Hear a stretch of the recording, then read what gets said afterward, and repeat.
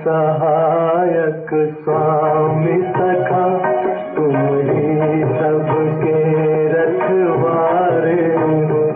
जिसका कोई आधार नहीं, उसके तुम एक सहारे हो। तुम्हार सहायक स्वामी सखा, तुम ही सबके रखवारे हो।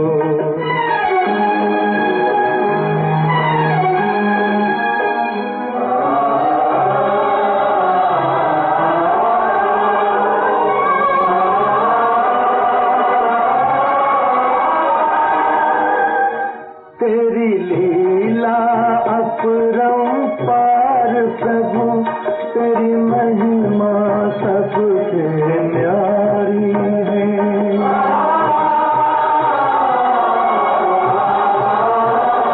जब जब धरती पर पाप बढ़ा, तूने ही खुदा ठारी है।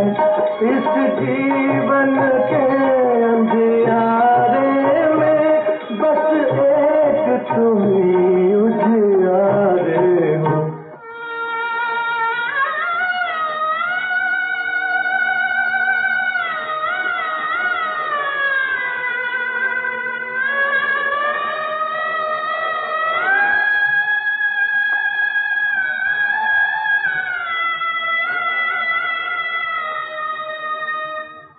एक नाम तेरा ही सच्चा है, बाकी सब झूठी माया है।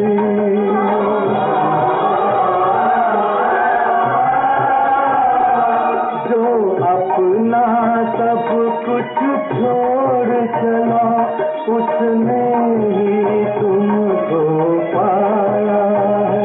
जिस मन में तुम्हारी भक्ति जगी, उसके तुम ही तो सहारे हो। तुम्हारे सहायक स्वामी सखा, तुम ही सबके रखवारे हो। जिसका कोई आधार नहीं, उसके तुम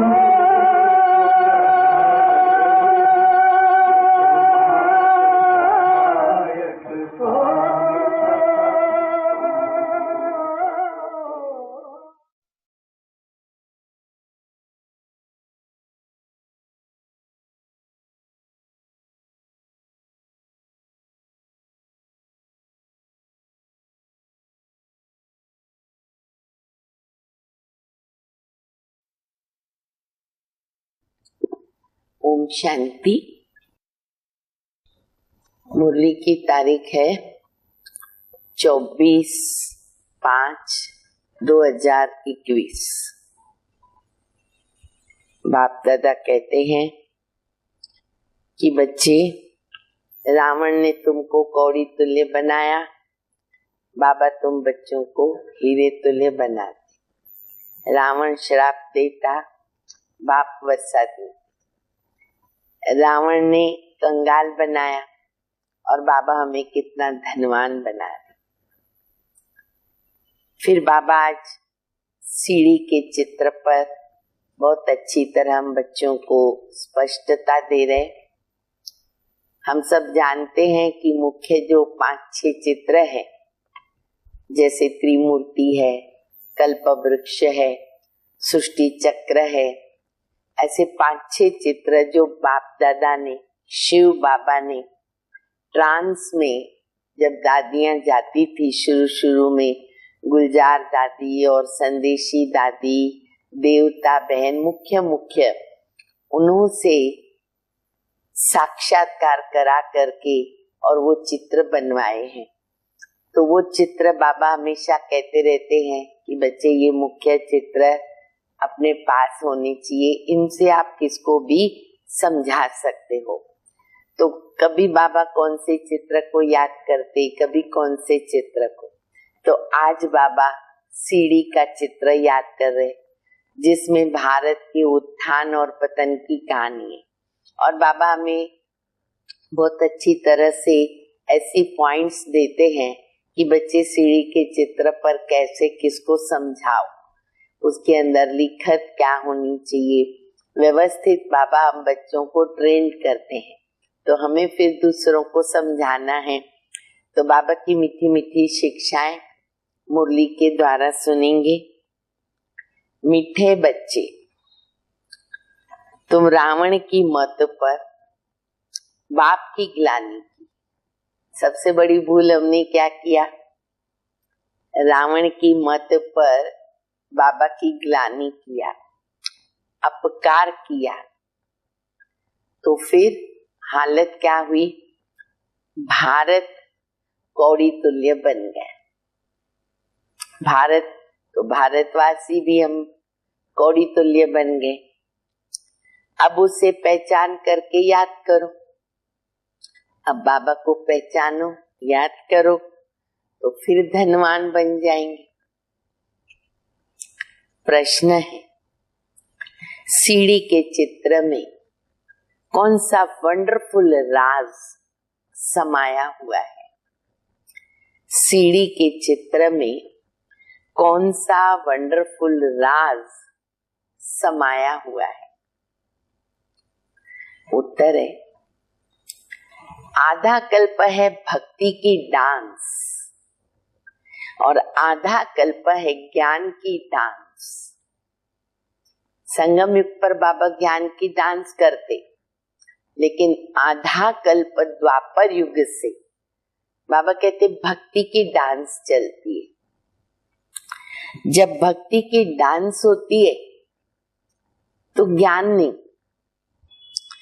जब ज्ञान होता तो भक्ति नहीं। आधा कल्प रावण की प्रालब्ध चलती, रावण की प्रालब्ध, रावण का वर्षा क्या है? दुख, अशांति, कंगाल बनना, पतित बनना, ये उसका बाबा कहते प्रालब्ध है।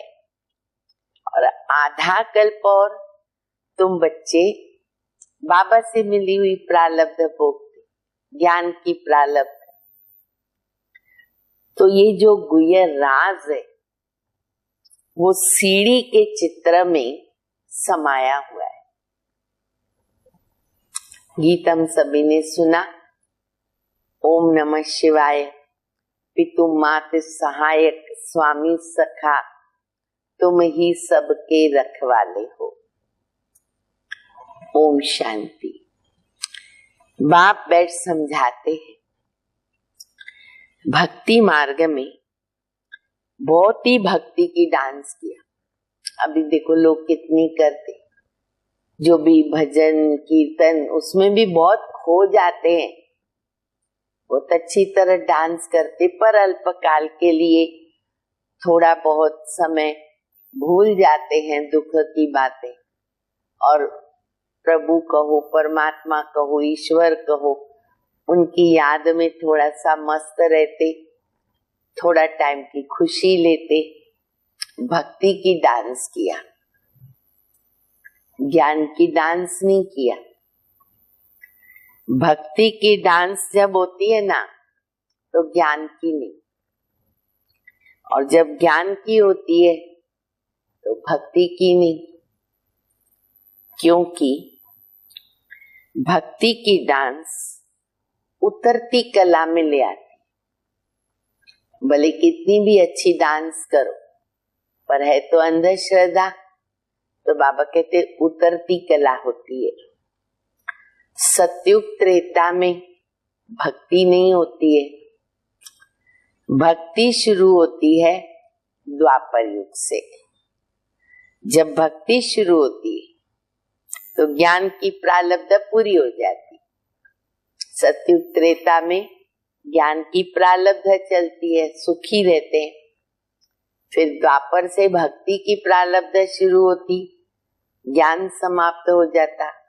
सतयुग त्रेता में कोई हमारे पास ज्ञान नहीं है, परंतु संगम युग पर अभी हम बच्चे जो ज्ञान के आधार पर अपने को देवता बनाते हैं, उसकी प्रारब्ध भोगते।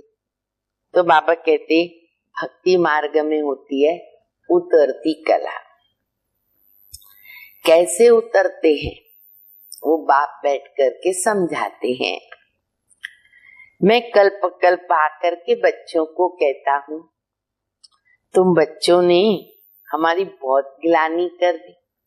बाबा कई बार मीठा मीठा उलहना देते बच्चों को, बच्चे देखो मैंने तुमको देवता बनाया, कितना धनवान बनाया, पूरे विश्व का मालिक बनाया, और तुम बच्चों ने क्या किया, मेरी कितनी गिलानी कर दी।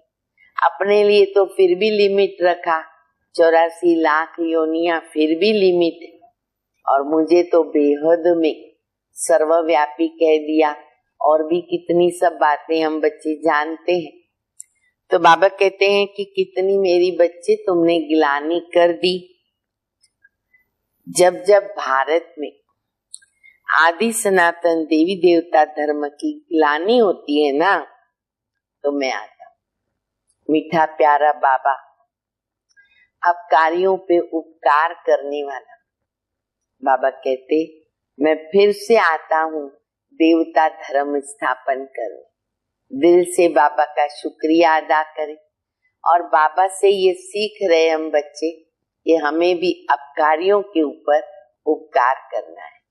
जीवन के अंदर यही तकलीफ होती है मनुष्य को स्वभाव में कि जो अच्छे हमारे से व्यवहार करते हैं उनसे तो हम अच्छा करते तो वो कोई बड़ी बात नहीं, लेकिन जो हमसे टेढ़ा व्यवहार करते हैं उनसे भी हम अच्छा व्यवहार करें, ये एक बड़ी बात है। तो बाबा से हम ये भी बात सीखते हैं। तो ये भी हमको देखना है कि हमारे स्वभाव के अंदर ऐसी बात है। आज बाबा की मैंने कितनी गिलानी की, लेकिन बाबा ने मेरे ऊपर कितने उपकार किए। तो ये गुण भी हम बच्चों के अंदर होना चाहिए। ग्लानि किसको कहा जाता वह भी बाप समझाते हैं। बाबा कहते मैं विकारी नरकवासी भारत को आकर कल्प कल्प स्वर्गवासी बनाता हूँ। तुम मेरी गिलानी आसुरी मत पर करने के कारण कंगाल बन गए। बाबा कारण भी जानते, बच्चे क्यों कंगाल बने, ग्लानि क्यों किया, रावण की मत पर।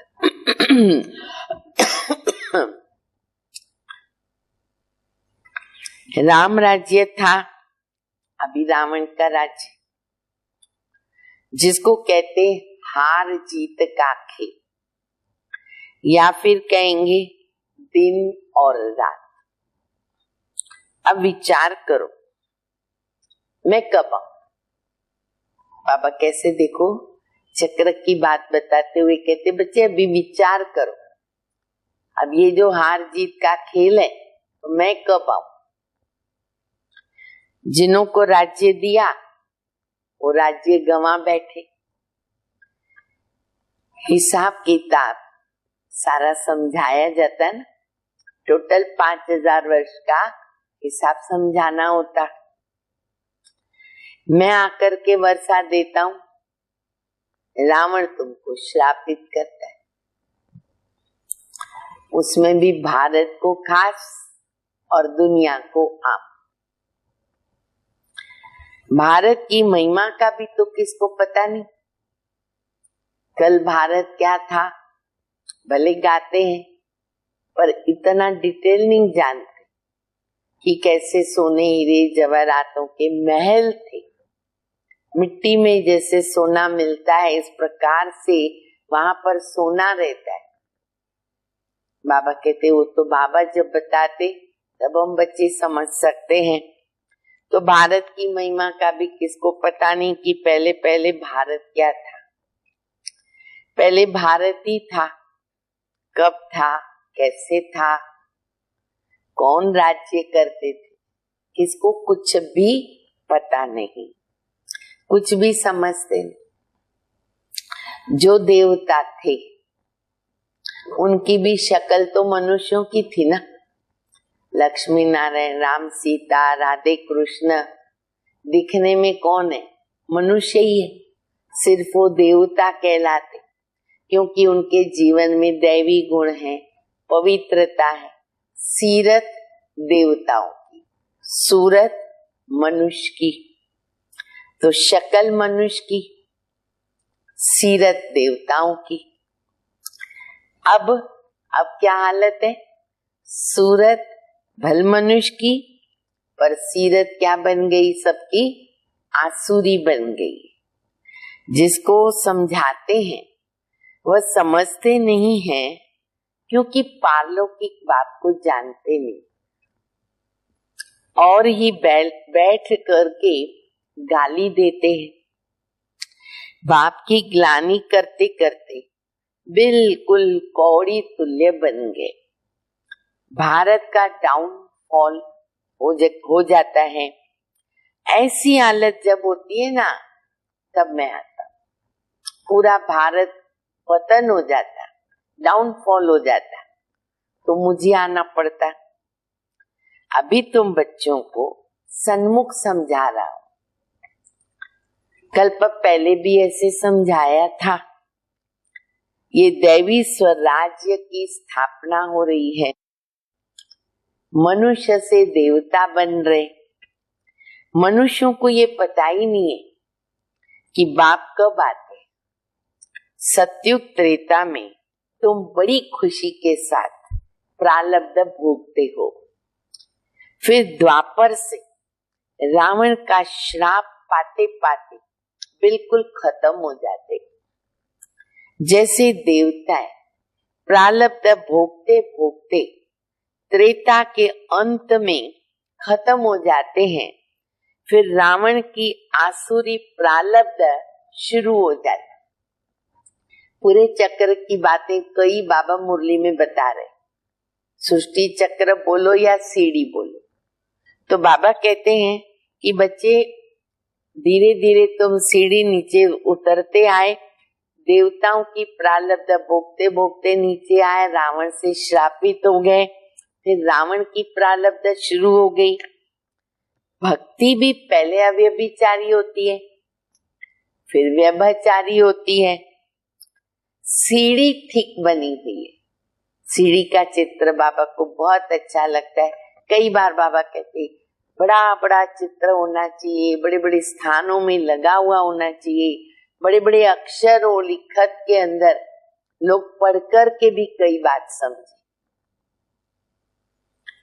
हर एक चीज पहले सतो प्रधान, फिर सतो रजो तमो होती है, खाद पड़ती जाती है। तुम बच्चों को समझाया तो बहुत अच्छी तरह जाता है, परंतु धारणा कम होती है। कोई में तो समझाने का बिल्कुल ही अक्ल नहीं। बच्चे तो नंबरवार होते हैं, स्कूल है, पढ़ाई है, तो नेचुरल है, नंबरवार बच्चे हैं।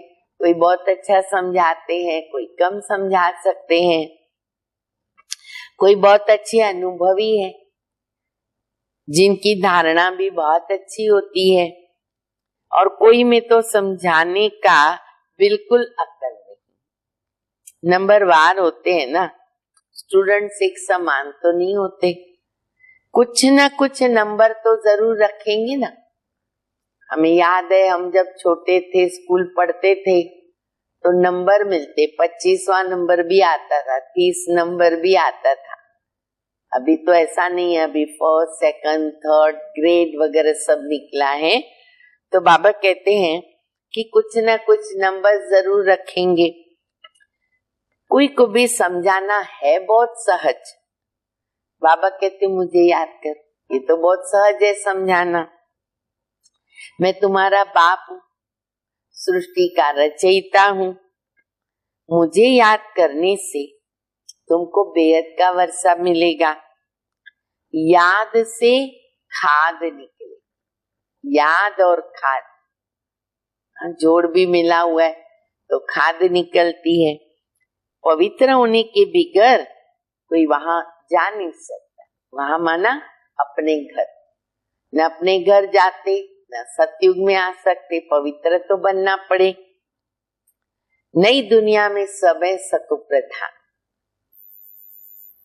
कपड़ा नया है तो कहेंगे सतो प्रधान। कोई भी चीज उठाओ, जड़ चैतन्य कोई भी चीज हो, खाने पीने की चीज हो, यूज करने की चीज हो, मकान हो या फिर आत्मा शरीर धारण करती, तो बाबा कहते हर चीज पहले सतो प्रधान फिर सतो रजो तमो। कपड़ा है पहले नया होता सतो प्रधान, फिर पुराना होता जाएगा तो बन जाएगा तमो प्रधान। अभी सबका कपड़ा फटने लायक। कौन सा कपड़ा? देखो स्थूल कपड़ा भी शरीर पर पहनते हैं तो पहनते पहनते यूज होते होते क्या होता है, आखिर तो फटेगा न, उसकी अपनी लाइफ होती है। तो आत्मा रूपी कपड़ा भी क्या हो जाता है। हाँ देखो बाबा कई बार कहते हैं ना, मैं हूं धोबी, आकर के तुम्हारी लक्स सोप से सफाई करता हूँ, स्वच्छ करता हूँ, तुमको कपड़ा धुलाई करता हूँ। तो बाबा भी हम बच्चों को स्वच्छ बनाते। तो अभी कपड़ा फटने लायक है। जब जर्जरीभूत अवस्था पाए हुए जो विश्व के मालिक थे बिल्कुल गरीब बन गए, फिर उनको शाहूकार बनाता हूँ। तो इन बातों को मनुष्य तो नहीं जानते। भारत स्वर्ग था, इन लक्ष्मी नारायण का राज्य था, और सब धर्म वाले तो बाद में आते हैं। बाप तुमको रियल बात बैठ करके समझाते हैं। गीता का देखो कितना मान है, पढ़ते पढ़ते बिल्कुल नीचे उतर गए। तब तो पुकारते हैं ना कि हे पतित पावन, गीता ज्ञान सुना पढ़ा, उद्धार हुआ नहीं, नीचे ही उतरते आए। फिर बाबा कहते पतित बन गए, स्नान करने के लिए गंगा में चले जाते। हम भ्रष्टाचारी बन गए हैं। सदगति तो भगवान ही दे सकते ना, बाकी शास्त्रों में तो सब भक्ति मार्ग की बातें हैं। तुम्हारी बुद्धि में बैठा हुआ है कि हम बाबा के ज्ञान से क्या बनते, देवता बनते हैं। अब सारी दुनिया से वैराग्य है। ज्ञान मिला, पहले भक्ति थी, फिर अभी आ गया वैराग्य। सन्यासी भी भक्ति करते हैं, गंगा स्नान आदि करते हैं। भक्ति भी पहले सतो प्रधान सतो रजोतम, हर चीज के अंदर ये 4 स्टेजेस, एक दुनिया के अंदर नियम बना हुआ है। इसलिए हम देखते हैं ना 24 घंटे में भी क्या होता है, सुबह होगी, दोपहर होगी, शाम होगी, रात होगी, ये बना बनाया ड्रामा है। तो इसी प्रकार बाबा कहते भक्ति भी सतो प्रधान सतो रजोतमो, ये 4 स्टेजेस पार होती है। ये भी ऐसे हैं, आधा कल्प दिन और आधा कल्प रात गाई हुई है। ब्रह्मा के साथ जरूर ब्राह्मण भी तो होंगे। तुम अभी दिन में जाते हो, रात से अभी हम दिन में जा रहे हैं। भक्ति की रात पूरी होती है। भक्ति में बहुत दुख है, इसलिए उसको रात कहते हैं। आज भी क्या होता है, अंधेरा हो जाता है, लोग बाहर निकलने को संकोच करते हैं, डरते हैं। क्यों? रात में कुछ भी हो सकता है, भटक भी सकते हैं और लुटेरे चोर आदि भी मिल सकते हैं। तो रात होती है, सब अपने घर पर आ जाते हैं, छिपके रहना चाहते हैं, रात पसंद नहीं है। लेकिन सुबह होगी, सबको बहुत अच्छा लगेगा। तो वो हद की बात है, ये बेहद की बात है। तो बाबा कहते हैं भक्ति की रात अभी पूरी होती है। भक्ति में बहुत ही दुख है तो उनको रात कहते हैं। अंधेरे में धक्के खाते रहते हैं भगवान से मिलने के लिए। भक्ति मार्ग में सदगति देने वाला तो कोई होता नहीं। तुम्हारे सिवाय कोई भी यथार्थ रीति भगवान को भी नहीं जानते। आत्मा भी बिंदी, परमात्मा भी बिंदी है, ये बात तो कोई समझ नहीं सकते हैं। परमात्मा स्वयं आकर के ब्रह्मा के तन से समझाते। हम भी बच्चे कब समझे, जब शिव बाबा ब्रह्मा के तन में आए और हमें बताया, तब हमने आत्मा को परमात्मा को जाना। उन्होंने फिर भागीरथ और बैल पर दिखाया। भागीरथ भी दिखाया और सवारी बैल पर दिखा दी, जानवर पे दिखा दी। अब बैल की तो कोई बात नहीं ना। बाप सभी बातें अच्छी तरह समझाते हैं, परंतु किसकी बुद्धि में पूरी रीत बैठता नहीं है। बाप समझाते हैं, बच्चे मैं तुम आत्माओं का बाप हूं, तुम मुझे याद करो, वर्षे को याद करो, तुम्हारे भी कर्म विनाश होंगे। फिर भी कहते हैं भूल जाते। इतना बाबा फायदा बता रहे, हमारे कल्याण के लिए हम समझते भी, फिर भी कहते भूल जाते हैं। तो बाबा जवाब देते हैं, बच्चे कहते हैं बाबा हम भूल जाते हैं। बाबा कहते अरे वाह, ऐसा साजन या बाप। शिव बाबा को साजन समझो या बाप समझो, ऐसा साजन या बाप उनको कभी भूलना चाहिए। स्त्री पति को अथवा बच्चे कभी बाप को भूलते हैं क्या? प्रैक्टिकल में हम अनुभव कर रहे। अपने माता पिता देखो, पति पत्नी देखो, एक बार संबंध जुट गया, कोशिश करेंगे फिर भी नहीं भूलते। तो बाबा कहते हैं मैं पारलौकिक बाप, मुझे कैसे भूल जाते हो जबकि इतने फायदे होते हैं। यहां तुम क्यों भूलते हो? कहते भी हो कि बाबा आप हमको स्वर्ग का मालिक बना रहे हो, फिर भी भूल जाते हैं। बाप कहते हैं याद नहीं करेंगे याद नहीं करेंगे तो अंदर जो कट चढ़ी हुई है ना, वो निकलेगी कैसे? जो आत्मा पे जंग चढ़ी विकारों की, पापों की, वो उतरेगी कैसे? मुख्य बात ही बाबा को याद करने की है। अपना कोई दूसरे धर्म से ताल्लुक नहीं है। स्कूल में तो हिस्ट्री ज्योग्राफी समझाते हैं, कोई तो बिल्कुल समझते नहीं। बाप पढ़ाते हैं, ये बुद्धि में बैठता ही नहीं। पहला निश्चय चाहिए बाबा में, भगवान में। बाप कौन, भगवान कौन, फिर बाबा कैसे समझाते? अच्छा, बाप और वर्षे को याद करो, ये भी भूल जाते हो। चलो हिस्ट्री ज्योग्राफी याद नहीं रहती, डिटेल ज्ञान याद नहीं रहता, विस्तार याद नहीं रहता या समझता नहीं है, लेकिन बाप और वर्षे को तो याद करो। वो क्यों भूलता है? जिसके लिए आधा कल्प से भक्ति करते आए, उस बाबा को याद नहीं कर सकते? ऐसे ऐसे अपने दिल से प्रश्न करो। ऐसे बाबा को हम भूल जाते, कैसे भूल जाते? साकार में जब बच्चे बाबा को ऐसे आके कहते थे ना, बाबा को वंडर लगता, बाबा को ही कहते थे कि बाबा हम आपको भूल जाते। कितनी वंडरफुल बात है। खैर अभी तो समय आगे बढ़ गया, समय नाजुक चल रहा है, अंतिम समय नजदीक है। अभी तो काफी स्थिति बच्चों की बनती जाती है, क्योंकि संपन्नता की ओर हम पहुंच रहे, तपस्या कर रहे हैं।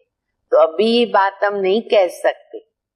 अब तो बाबा को याद ज्यादा करना है, बाबा भूलता नहीं, ये अनुभव में आना चाहिए। तो बाबा कहते कैसे बाबा को भूल जाते? तुम बच्चों की बुद्धि में है, अब हम ये शरीर छोड़ राजाई में जाएंगे, ये हमारा अंतिम जन्म है। सूक्ष्म वतन में उनके फीचर्स तो वही देखते हो, वैकुंठ में भी देखते हो, जानते हो ये मम्मा बाबा लक्ष्मी नारायण बनते हैं। तुम जब सतयुग में रहते हो तो समझते हो कि हम एक शरीर छोड़ दूसरा लेंगे। इतना ज्ञान रहता है आत्मा का। वहां उनको ये पता नहीं रहता है कि सत्युग के बाद त्रेता आएगा, त्रेता के बाद द्वापर आएगा। ये बात वहां मालूम नहीं होती है। हम उतरते जाएंगे, ये ज्ञान की बात वहां मालूम नहीं रहती। नहीं मालूम हो तो वहीं दुखी हो जाए, वहां कुछ मालूम नहीं रहता। केवल आत्मा का ज्ञान रहता है। आत्मा एक शरीर छोड़ दूसरा लेती है, पुनर्जन्म लेते रहते। वहां आत्माभिमानी रहते, फिर आत्माभिमानी से देहाभिमान में आ जाते। ये नॉलेज सिर्फ तुम ब्राह्मणों को और कोई के पास, पूरे विश्व में हम थोड़े से बाबा के बच्चे पांडव, ज्ञानी तू आत्मा। ये ज्ञान ज्ञानेश्वर जो ज्ञान का सागर बाप है वही सुनाते हैं। जरूर ब्रह्मा के बच्चे ब्राह्मणों को ही सुनाएंगे ना। ब्रह्मा के बच्चे ब्राह्मण संप्रदाय, रात दिन का फर्क है।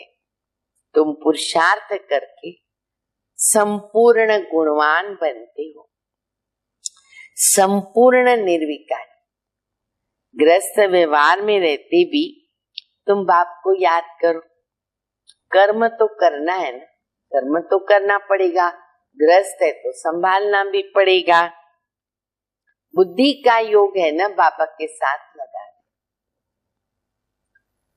कर्म भल कोई भी कर, कोई भी आपका जो भी काम है, जॉब है या फिर हम हाउस वाइफ है, घर में प्रवृत्ति में रहते, कहाँ भी हो, जैसे बाबा कहते बड़ई का काम कर रहे या राजाई का कर रहे, काम कोई भी करो, बुद्धि से मुझे याद करो। राजा जनक का भी गायन है, राजा ही करते हो पर बुद्धि का योग बाबा के साथ लगाओ, वर्षा मिलेगा। बाबा कहते बच्चे मन मना भव मामेकम याद करो। शिव बाबा कहते हैं सिर्फ शिव कहने से लिंग याद आएगा। खाली शिव बोला तो मंदिर का लिंग याद आएगा। और तो सबके शरीरों के नाम होते हैं ना, शरीर द्वारा आत्मा पाठ बजाती है। अभी तुमको आत्माभिमानी बनाया जाता है और वो आधा कल्प चलता, स्वाभाविक चलता है त्रेता युग के अंत तक। इस समय सब देह अभिमान में, वहां देह अभिमानी होंगे यथा राजा रानी तथा प्रजा। आयु तो सबकी होती है, यहाँ सबकी आयु कम, यहाँ उतरती कला में कलयुग में आयु कम होती जाती है। तो बाप सन्मुख बैठ बच्चों को कितना अच्छी तरह समझाते हैं कि ये आत्मा, क्योंकि आत्मा ज्ञान लेती ना, धारणा आत्मा में होती है। बाबा को तो शरीर है नहीं, आत्मा में सारा ज्ञान है। आत्मा भी स्टार है, बाबा भी स्टार है। वो पुनर्जन्म नहीं लेते हैं और आत्मा पुनर्जन्म लेती है। इसलिए बाबा ने काम दे दिया था कि परमात्मा की महिमा और बच्चे की महिमा लिख करके आओ। दोनों का कंट्रास्ट सामने रखो, दोनों की अलग अलग, श्री कृष्ण की महिमा अलग लिखो, शिव बाबा की महिमा अलग लिखो, और बहुत ऐसे पिक्चर्स चित्र भी बने तो समझाने में अच्छा पड़ता है। श्री कृष्ण की महिमा अलग है, वो साकार है और वो निराकार है। तो इतना गुणवान किसने बनाया? श्री कृष्ण को भी ऐसा गुणवान किसने बनाया? जरूर कहेंगे परमात्मा ने बनाया। इस समय तुम ईश्वरीय संप्रदाय हो, तुमको बाप सिखला रहे, और फिर हम प्रारब्ध में जाएंगे, प्रारब्ध भोगते हो। सतयुग में तो कोई नहीं सिखलाएगा ना, सीखेंगे कहाँ? संगम युग पर। भक्ति मार्ग की सामग्री ना अभी खत्म हो जाती, पार्टी पूरा हो जाता है। इस दुनिया से वैराग्य भी, ये भी चेक करो। बेहद का वैराग्य मुझे कहाँ तक आया है, कहाँ भी बुद्धि अटकी हुई है। अर्थात देह सहित देह के सर्व संबंध छोड़ अपने को अशरीरी आत्मा समझना है। कोई भी देहधारियों में बुद्धि न हो। नंगे आए थे, नंगे जाना। ये पुरानी दुनिया खलास होनी, हम सब अभी जा रहे नई दुनिया में। बस ये याद की मेहनत करते रहो। कैसे करो वो भी बाबा ने बताया। क्या मन के अंदर संकल्प करते रहो वो भी बाबा बताते। अब उतनी मेहनत तो हमको करनी पड़ेगी, इसमें भी फेल हो जाते, याद ही नहीं करते। जो भी समझने के लिए आते हैं ना, उनको भी ये समझाना है। शिव बाबा ब्रह्मा द्वारा कहते, मुझे याद करो तो याद से तुम्हारी खाद निकले। ये संदेश सबको दो। तुम विष्णुपुरी के मालिक बनेंगे। विष्णुपुरी को कहते स्वर्गपुरी। तो जितना हो सके बाबा को याद करो। जिस बाप को आधा कल्प याद किया वो भी सन्मुख आया। ये खुशी की बात याद करो। कहते मुझे याद करो। उनको कोई भी नहीं जानता, खुद आकर अपना परिचय देते कि मैं जो हूँ, जैसा हूँ, ऐसा कोई विरला जानते और निश्चय करते हैं। निश्चय कर लेते तो पुरुषार्थ करके वर्षा भी पा लेते। तो शिव बाबा कहते हैं मुझे याद करने से तुम्हारे विकर्म विनाश होंगे और तुम पवित्र बन जाएंगे और पवित्र दुनिया के मालिक बनेंगे। विकर्म कोई भी नहीं करना। अभी संगम का समय है विकर्म विनाश करने का। इसलिए इस बात पर अंडरलाइन करें कि अब मेरे से कोई विकर्म न हो, क्योंकि अभी हमको शुद्ध पावन बनना है। अच्छा, मीठे मीठे सिकिल दे बच्चों प्रति माता पिता बाप दादा का याद प्यार। Good morning. रूहानी बाप की रूहानी बच्चों को नमस्ते। हम रूहानी बच्चों की रूहानी बाप को, माता पिता बाप दादा को याद प्यार, गुड मॉर्निंग और नमस्ते। धारणा के लिए मुख्य सार है। पहला, पुरुषार्थ कर संपूर्ण गुणवान बनना है। हमें अपनी चिंता करनी है, हम गुणवान बने। कर्म कोई भी हो लेकिन बाबा की याद में रहकर करना है।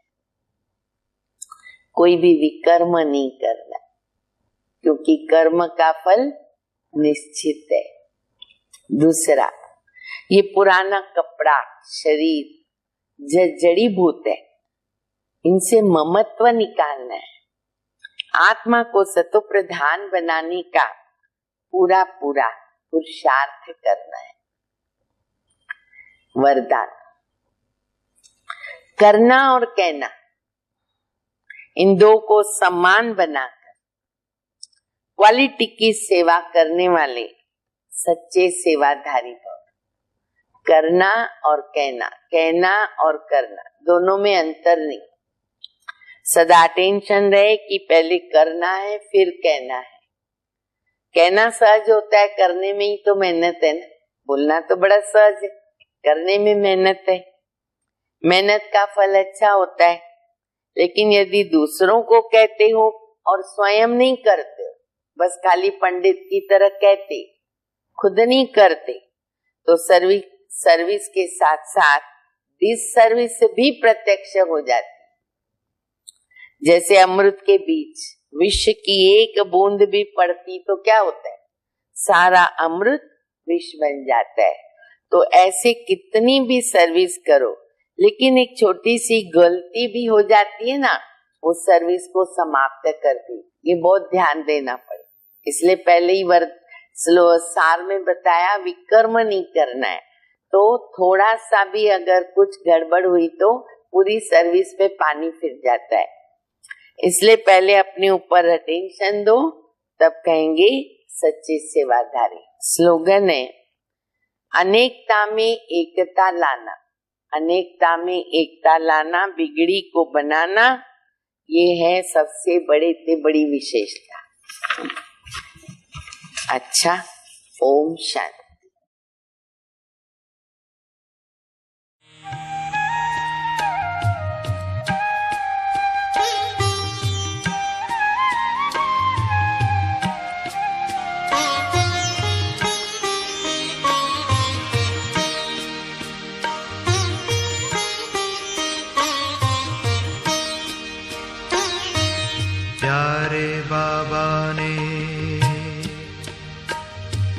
प्यारे बाबा ने हमको तपस्वी मूरत बना दिया।